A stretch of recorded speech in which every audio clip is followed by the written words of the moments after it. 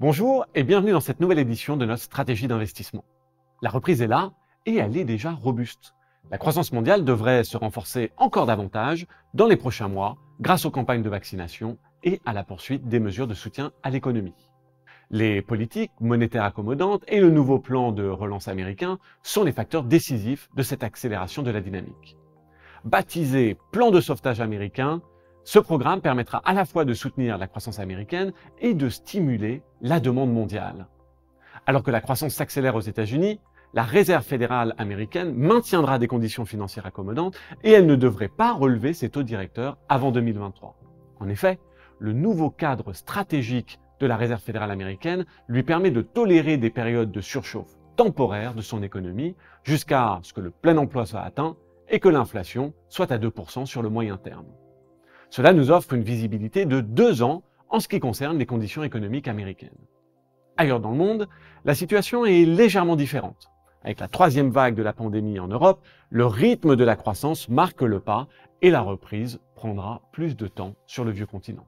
Évidemment, cela maintient les gouvernements et la Banque centrale européenne en alerte maximale. En revanche, en Chine, l'objectif est déjà en train de changer. Première économie à se remettre de la pandémie, la Chine est aussi la première à signaler une normalisation de ses politiques monétaires et budgétaires. Bien sûr, d'importants risques demeurent, liés notamment à l'évolution du virus, à l'efficacité des vaccins ou à un arrêt prématuré des mesures de soutien ainsi qu'aux menaces géopolitiques, mais la reprise est pour l'instant solide. La croissance s'accélère, l'inflation montre des signes de normalisation et les marchés commencent à intégrer l'économie post-pandémie. Un scénario classique, non sans conséquences pour les investisseurs. Découvrons maintenant l'impact sur nos portefeuilles avec Stéphane. Comme Samy vient de l'indiquer, la réaction des marchés ne s'est pas faite attendre. L'accélération conjoncturelle s'est traduite par une augmentation des anticipations d'inflation et une remontée des taux longs. La vitesse et l'ampleur de ce mouvement ont été très prononcées. Le rendement des bons du Trésor à 10 ans a quasiment doublé pour atteindre 1,65% en 3 mois. Compte tenu du nouveau cadre de ciblage de l'inflation sur le moyen terme de la Fed, le marché semble trop anticiper la hausse des taux. Nous ne pensons pas que le rendement des bons du Trésor à 10 ans dépassera 2% en 2021 et il s'établira probablement à 2,5% vers la fin de cette phase d'expansion. Nous avons commencé à positionner les portefeuilles pour la reprise dès septembre 2020. Nous avons ainsi déjà augmenté notre exposition aux actions européennes, britanniques et émergentes, car ces régions bénéficient généralement de la rotation des valeurs de croissance vers les titres cycliques. Et nous avons réduit nos positions en obligations gouvernementales et en or, car la hausse des taux longs pèse sur la performance de ces actifs.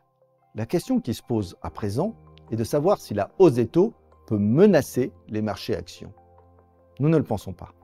Mais il convient désormais de faire preuve de plus de sélectivité dans nos choix en termes de région, de secteur et de style. Les petites capitalisations qui ont souffert pendant la pandémie offrent des opportunités intéressantes, car elles bénéficient de la réouverture des économies. Par ailleurs, leurs valorisations sont relativement attractives. En revanche, nous avons réduit nos positions sur les actions chinoises. Comme Samy l'a évoqué, la normalisation des politiques monétaires et budgétaires rend les actions de ce marché moins attrayantes à ce stade du cycle. Cela dit, notre argumentaire stratégique en faveur de la détention d'actifs chinois reste inchangé pour le long terme. Globalement, la vigueur du rebond conjoncturel devrait soutenir les marchés boursiers. Et les actions continuent à offrir une certaine protection contre l'inflation tant que la hausse de prix ne menace pas les marges des entreprises. Du côté des devises, le dollar devrait s'affaiblir sur fond d'amélioration de la croissance et du commerce international. Nous conservons donc notre position surpondérée sur le renminbi et le yen. La pandémie a tracé une nouvelle voie pour les marchés financiers, avec de nouvelles opportunités, mais aussi de nouveaux risques. La hausse des taux constitue un élément normal de la reprise tant qu'elle ne provoque pas de resserrement inattendu des conditions financières. Et nous n'observons pas de signes dans ce sens pour le moment. À mesure que la confiance dans la reprise grandira, nous continuerons à ajuster nos expositions tout en tenant compte des transitions structurelles en matière de durabilité, de numérisation et de transformation de l'échiquier géopolitique mondial qui remodèle déjà notre réalité quotidienne. Merci beaucoup pour votre attention.